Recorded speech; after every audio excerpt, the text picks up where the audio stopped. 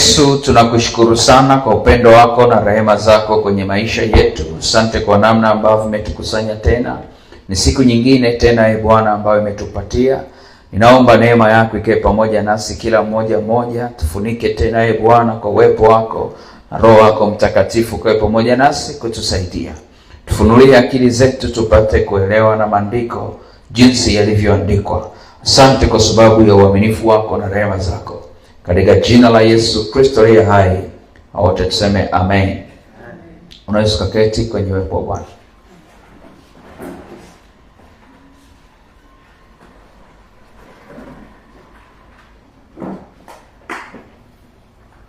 Jana tulitazama, kuanzia Jumapili tuliangalia kipengele cha kuombea kibali chako.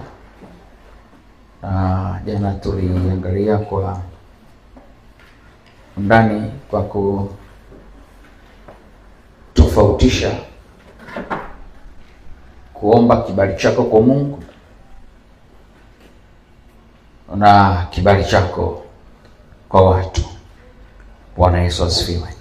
Na tuliangalia mfano wa Musa.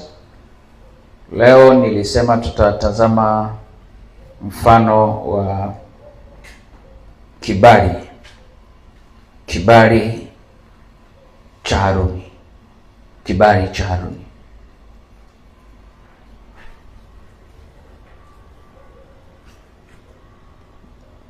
Kibali cha Haruni.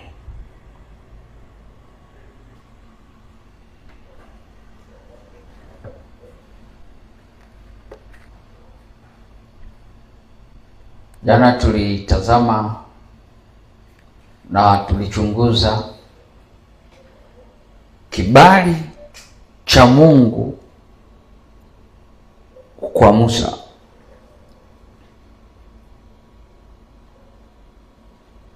na kibali cha Mungu kwa Musa kwa ajili ya wana wa Israeli.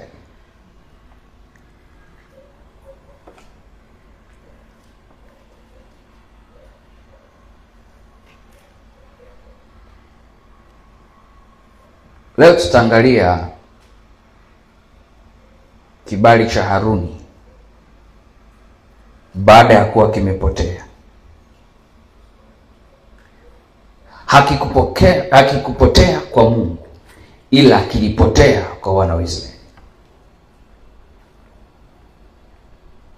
Manake alipoteza kibali kwa wana wa Israeli.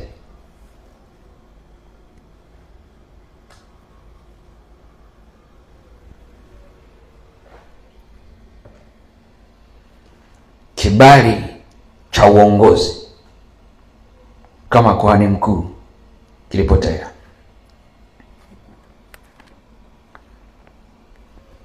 Angalia kile kitabu cha Hesabu 17.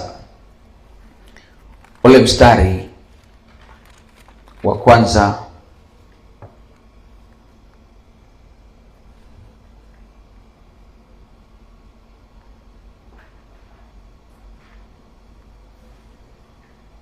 mpaka 11. Biblia inasema, kisha Bwana akanena na Musa akamwambia, nena na wana wa Israeli, kisha upokee kwao fimbo mbili.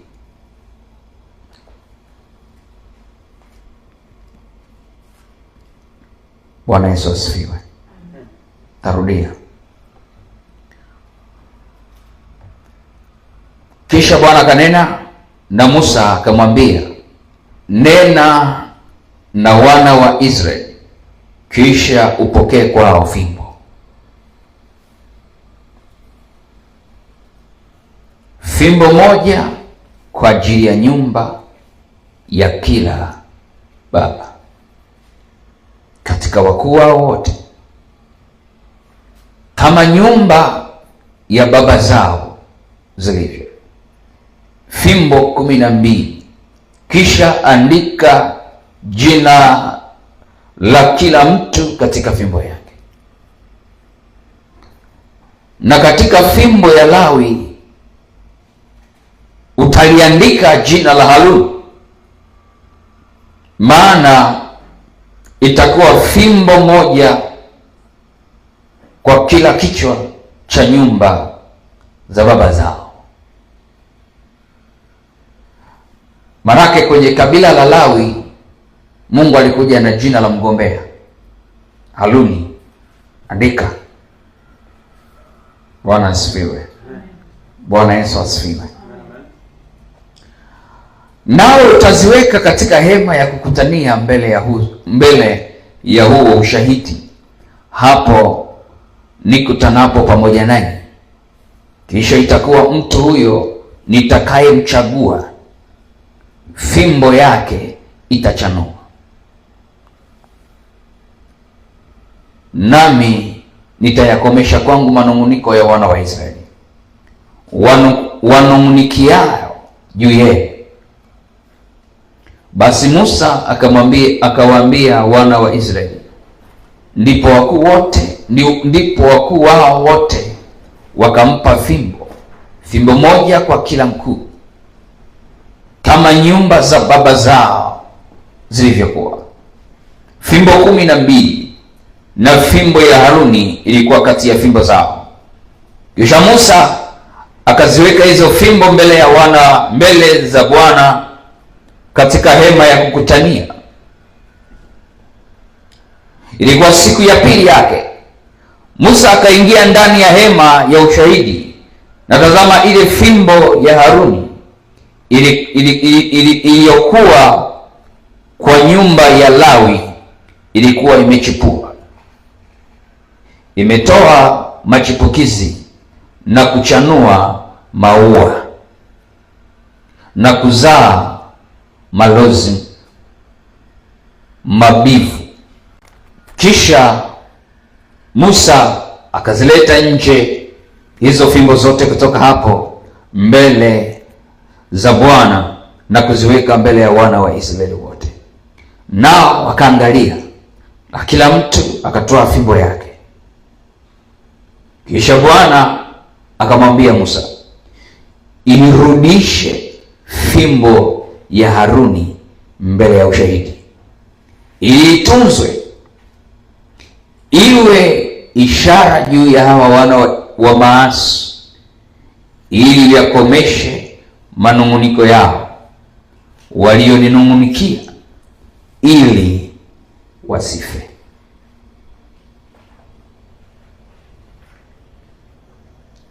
Ili wasife.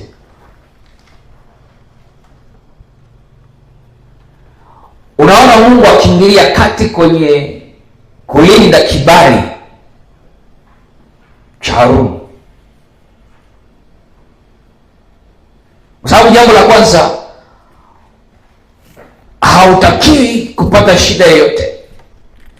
Na moja ya kitu ambacho mpaka leo ninatazama kwa kujifunza na kutafakari kwenye ugomvi huu ambao ulikuwa unaendelea, huoni Haruni akiongea kitu chochote, alinyamaza kimya. Watu wanapambana na kibali chako ambacho Mungu amekupa, funga kinywa chako, Mungu atasema mwenyewe. Bwana Yesu asifiwe. Bwana Yesu asifiwe. Bwana Yesu asifiwe. Kwa sababu kibali chako kwa Mungu sio wewe umejipa, ni Mungu kakupa. Tunaenda pamoja? Kwa hautakiwi kujipambania na kupambania kitu ambacho hujajipa wewe. Acha aliyekupa ajipambanie mwenyewe juu yako. Ndio kilichotokea kwa Haruni. Na unaona wakati wanapambana kwamba na wao wawe makuhani, na wao wachukue ile position aliyokuwa nayo Haruni, Mungu alimwambia Musa, waambie, so nataka hiyo nafasi, waambie. Lakini kwenye kabila la Lawi utachukua fimbo ya Haruni, na ukichukua fimbo ya Haruni hakikisha kila fimbo zao wameandika majina, ili fimbo itakapochanua kule waseme hii ni ya kwangu. tunaangalia fimbo ya nani, kwa sababu kila fimbo imeandikwa jina. Bwana asifiwe. Bwana Yesu asifiwe. Bwana Yesu asifiwe. Unaona, baada ya siku moja zile fimbo zilitolewa.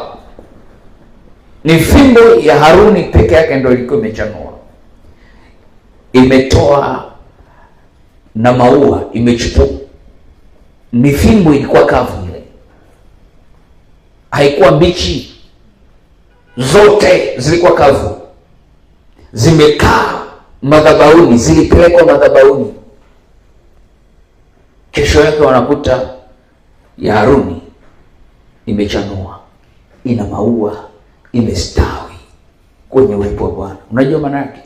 Kibali chako hakistawi nje ya uwepo wa Mungu. Andika sana hiyo, itakusaidia. Kibali chako hakichanui nje ya uwepo wa Mungu.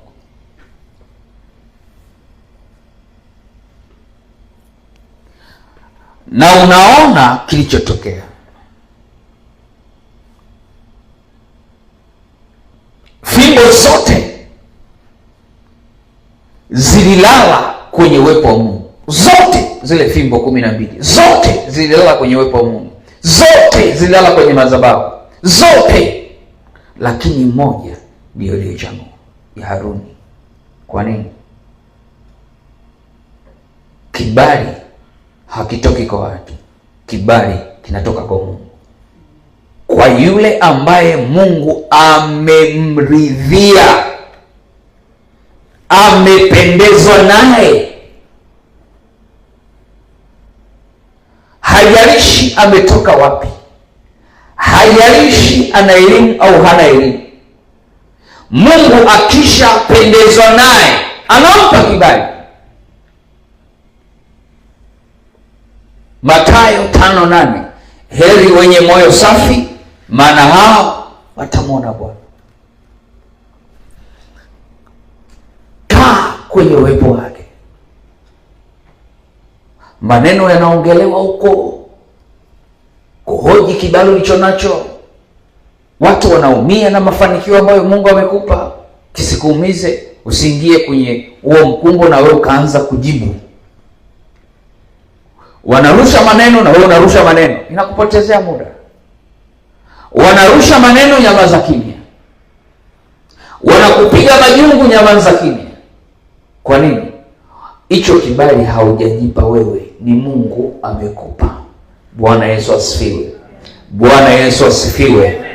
Bwana Yesu asifiwe. Na unaona, baada ya kuwa amethibitisha kile kibali juu ya Haruni, alimwambia Musa, hiyo fimbo ya Haruni irudishe kwenye madhabahu. Irudishe kwenye madhabahu. Angalia ule mstari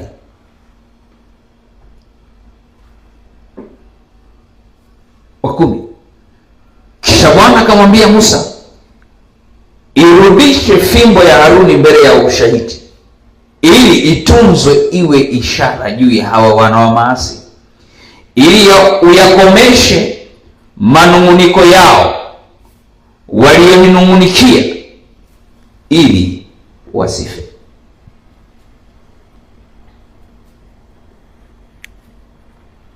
Haleluya. Haleluya.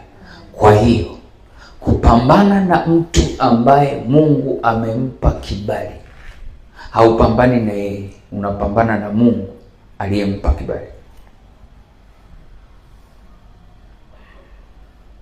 Bwana Yesu asifiwe. Bwana Yesu asifiwe. Bwana Yesu asifiwe. Na watu wengi hawaelewi kikitu. Hakuna watu ambao ni wakuogopa sana kama watu ambao Mungu amewapa kibali, walibebe jina lake mahali ambapo amepachagua.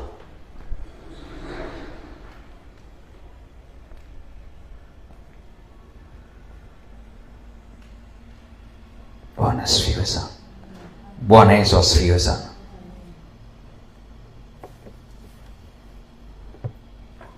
Kwa hiyo ukiona watu wana challenge position yako yoyote tu ambayo Mungu kakupa, na una uhakika kwamba hiyo position ni Mungu kakupa, ukiona wana challenge hiyo position yako, wana challenge utumishi ulionao, usijaribu kuwajibu. Usijaribu kuwajibu. Ni hekima ambayo iko kwenye Biblia. Haruni hakujibu chochote, kwa sababu Mungu ameenda kwenye chumba cha kupiga kura, ameenda na jina la mgombea. Mgombea amekaa kule nyuma, Mungu ameenda na jina la mgombea. Mimi jina langu ili Haruni, leteni majina mengine. Wakaleta sijui majina ya kina nani 12, peleka kule kwenye madhabahu. Tutaona kesho fimbo ya nani itakayochanua. Ndio kilichotokea. Yaani pale hakutaka kabisa aingiliwe, yeye mwenyewe alipeleka jina la Haruni. Ndio maana jana nikakueleza kulingana na mahali ambapo nitaka tufike leo. Jana nilikutazamisha kwamba ombea kibali chako kwa Mungu kwanza kabla ya kuombea kibali chako kwa watu, kwa sababu watu hawakufikishi popote. Lakini kibali chako kwa Mungu kikiwa vizuri, ajalishi watu wanapambana na wewe kiasi gani, wanapoteza muda. Kwa sababu kama kuchanua, utaendelea kuchanua. Kama kustawi, utaendelea kustawi. Watu watazidi kumuona Mungu juu yako. Hawakuoni wewe, wanamuona Mungu juu yako, kwa sababu kuna vitu ambavyo vitaendelea kufanyika ambavyo si kwa uwezo wa mwanadamu. Watu watajua lazima ni Mungu anafanya.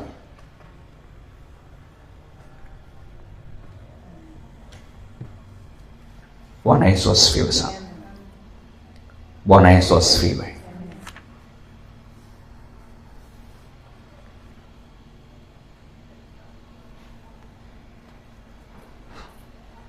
Kwa hiyo Mungu akikupa kibali, yeye atakilinda hicho kibali. Muhimu sana hiyo. Mungu akikupa kibali, yeye atakilinda hicho kibali, sio wewe. Yeye atakilinda hicho kibali. Ndio maana kwenye kabila la Lawi Mungu alihakikisha analinda kibali cha Haruni, alikilinda mwenyewe.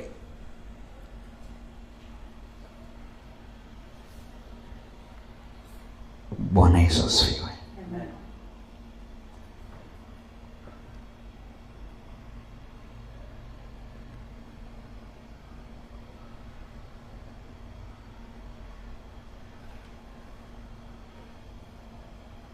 Kile kitabu cha Yohana, unaona maombi ya Yesu.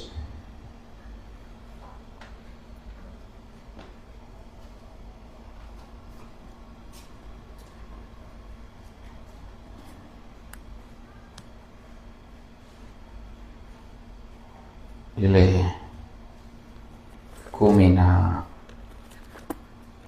Yohana Mtakatifu sura ile ya 17, kuna jambo nataka tulione hapa.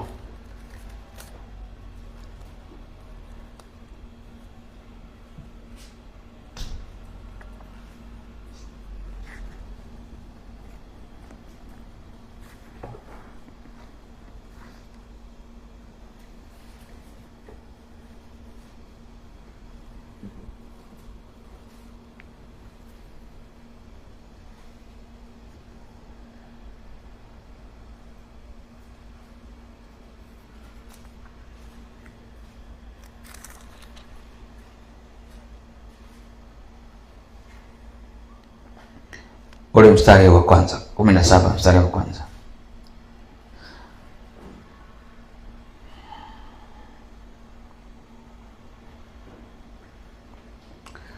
Maneno hayo aliyasema Yesu, akainua macho yake kuelekea mbinguni, akasema, Baba, saa imekwisha kufika. Mtukuze mwanao, ili mwana wako naye akutukuze wewe. Bwana Yesu asifiwe. Kama vile ulivyompa mamlaka juu ya wote wenye mwili,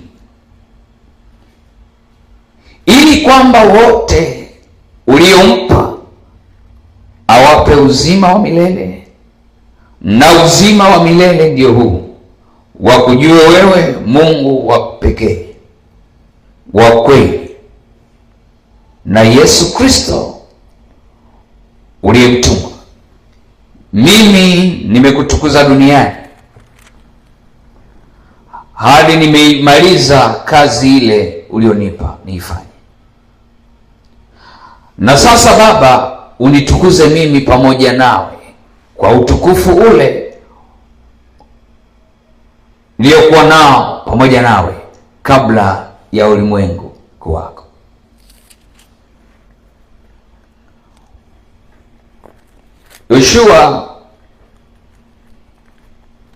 Yoshua 3:7. Bwana akamwambia Yoshua, hivi leo nitaanza kukutukuza.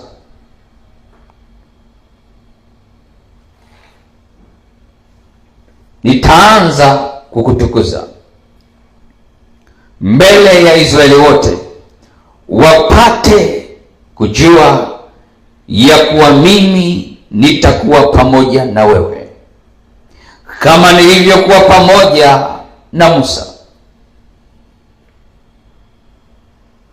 Nitaanza kukutukuza. Kuna mamlaka ambayo hauna. Kuna kiwango cha heshima hauna. Kuna kiwango cha kuaminiwa ndani ya watu ambao unawaongoza bado hawakuamini. Nitaanza kukutukuza. Ni utukufu wa Mungu ambao unakaa juu ya mtu kwa ajili ya kusudi la Mungu ambalo Mungu amelikusudia. Ni utukufu ambao Mungu mwenyewe anawachilia juu ya mtu kwa ajili ya kazi, ili wanapokuona wasikuone wewe, wamuone Mungu ndani yako. Yale ambayo wengine wameshindwa kuyaweza, waone yakitokea kwako, waseme kwa kweli, kama sio Mungu tusingefika hapa. Kama sio Mungu tusingefika hapa.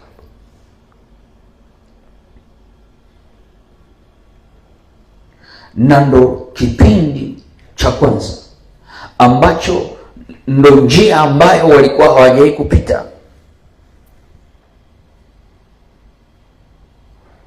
Bwana Yesu asifiwe. Hawajawahi kupita wana wa Israeli. Hawajawahi kuona mto Yordani unagawanyika kwa makuhani kukanyaga tu yale maji mwanzoni yanagawanyika.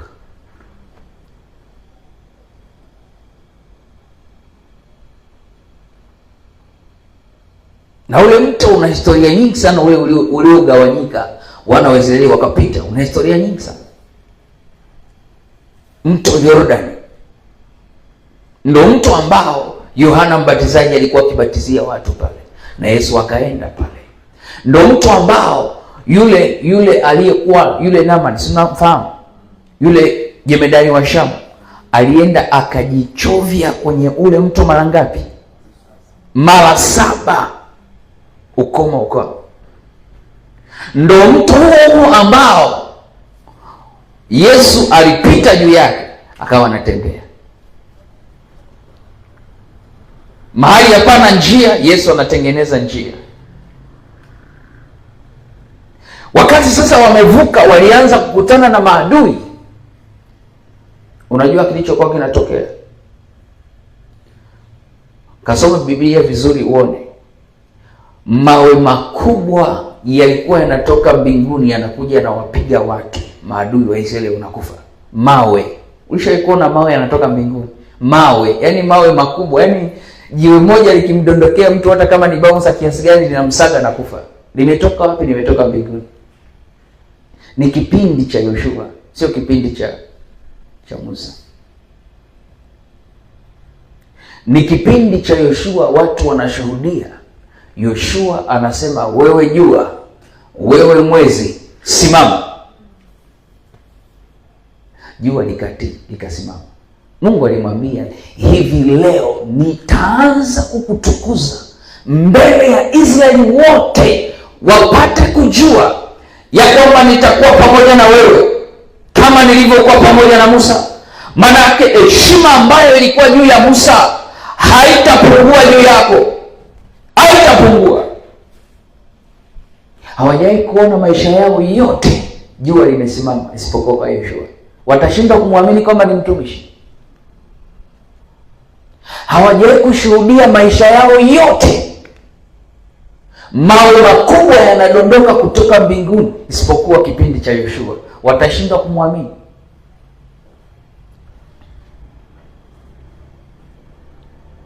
Bwana Yesu asifiwe. Bwana Yesu asifiwe. Soma vizuri historia, soma vizuri Biblia, uone mambo ambayo Mungu alikuwa anayafanya baada ya kuwa Musa amekufa, Yoshua ameshika kuongoza wana wa Israeli. Kwa sababu wamewaongoza vijana ambao wamezaliwa jangwani, hawajatoka Misri. Wamesikia tu kwamba kulikuwa na mapigo kule Misri, lakini hawakuyashuhudia yale mapigo. Kwa lazima Mungu ajifunue kwenye kizazi ambacho wao wanayaona hayo ambayo wanaelezwa, wanayaona mengine kwa staili nyingine. Kwa sababu Biblia inasema Mungu ni Mungu wa vizazi na vizazi. Sasa anapojifunua sasa ni tofauti. Na kila mtu Mungu anampa kibali cha pekee. Kibali cha pekee. Kibali chako ni kibali chako. Hawezi kutumia kibali cha huyu kusustain. No, Mungu anachotafuta, anataka kibali chako kiwe kibali cha pekee.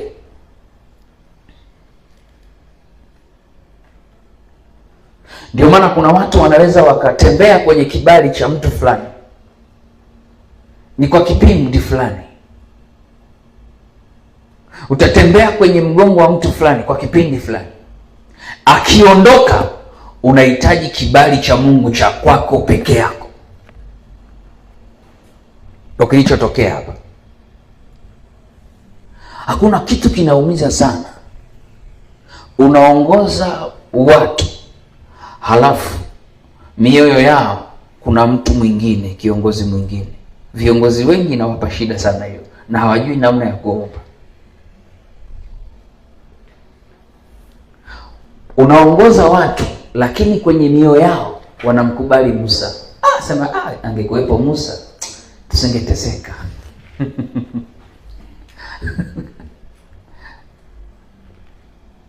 Unakuta mtu ameandika kwenye status, mtumishi wa Mungu Musa tumekukumbuka, tunateseka. Alafu wewe ndio uko kwenye uongozi. Unajisikiaje? Unaweza kaanza kuwachukia. No, usiwachukie. Yaani ni wewe ingie kwenye maombi, Mungu akufungulie mlango na kutengenezea kibali cha kwako cha pekee. Akikuwa kitu chepesi, na Mungu aliona hii hali ikiendelea, Yoshua atavunjika moyo. Kwa hiyo ngoja nimwambie kwamba hivi leo nitaanza, maana yake bado sijaanza. Watu wangapi ambao wamefika mahali wameridhika na mazingira walionayo? Uje kuona mtu anapata shida, anaanza kulia, yuko chumbani, anamkumbuka mtu ambaye alishakufa. Analia. Kwa nini? Anakumbuka mema aliyokuwa anayapata kutoka kwa yule mtu. Analia. Lakini unayo nafasi ya kwenda mbele za Mungu, kumwomba Mungu ajifunue kwenye maisha yako. aifunue. Yeye ni yeye yule jana, leo na hata milele.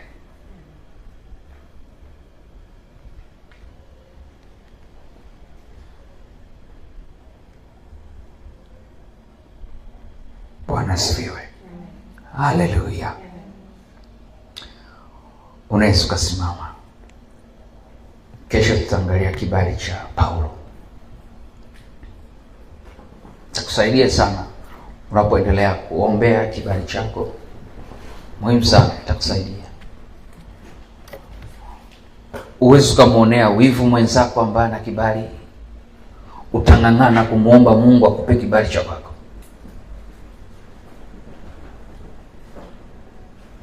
Uje kuona mtu anahisi akiimba na kapanda kama mtumishi fulani ambavyo huwa anaimba na panda, unajua kuna zile pichi unapanda sana. Sasa mtu hana uwezo wa kupanda. Unapanda unakomea kule juu. Unashindwa kushuka. Haleluya. Haleluya.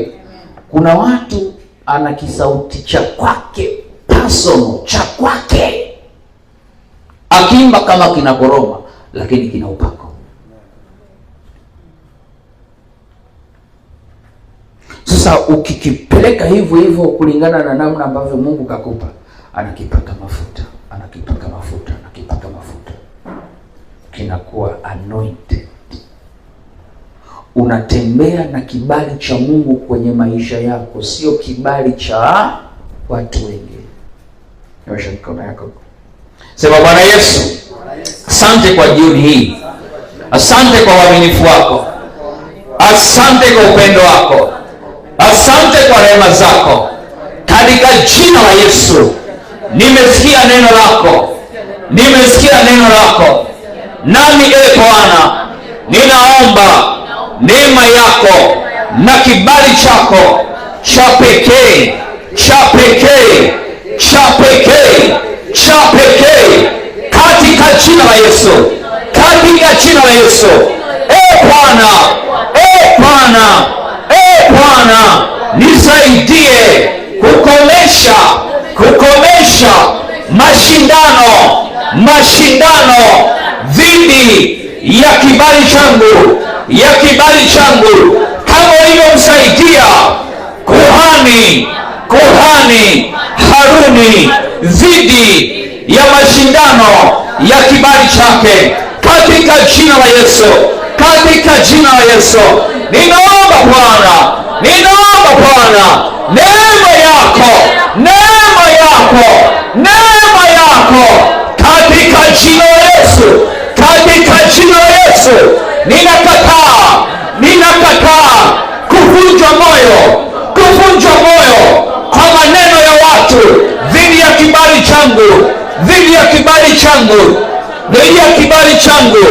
kwenye familia yangu, mahali ambapo umenipa kibali, katika jina la Yesu, katika jina la Yesu.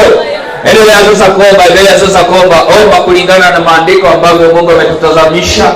Yombe, lakini ndani ya moyo wako uwe na hali ya utulivu, usipate shida yoyote, kama vile ambavyo kuhani Haruni alikuwa na utulivu ndani ya moyo wake. Hakupata shida yoyote ndani, alikuwa na utulivu, hakupata shida yoyote. Arapakoria makanda robokora basaka repekeri kama kora basanda, katika jina la Yesu aliye hai.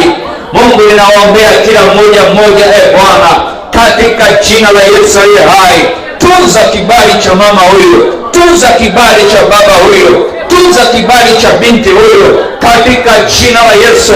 Tunza kibali cha kijana huyu, kwa damu ya Yesu aliye hai, kwa damu ya Yesu aliye hai. Asante Mungu kwa upendo wako, asante kwa rehema zako, katika jina la Yesu Kristo aliye hai. Wewe ambaye unatunza kibali ambacho umetupatia, katika jina la Yesu, katika jina la Yesu. Asante kwa uaminifu wako Bwana, asante kwa rehema zako, asante kwa upendo wako, asante kwa namna ambavyo unatusaidia, katika jina la Yesu Kristo aliye hai.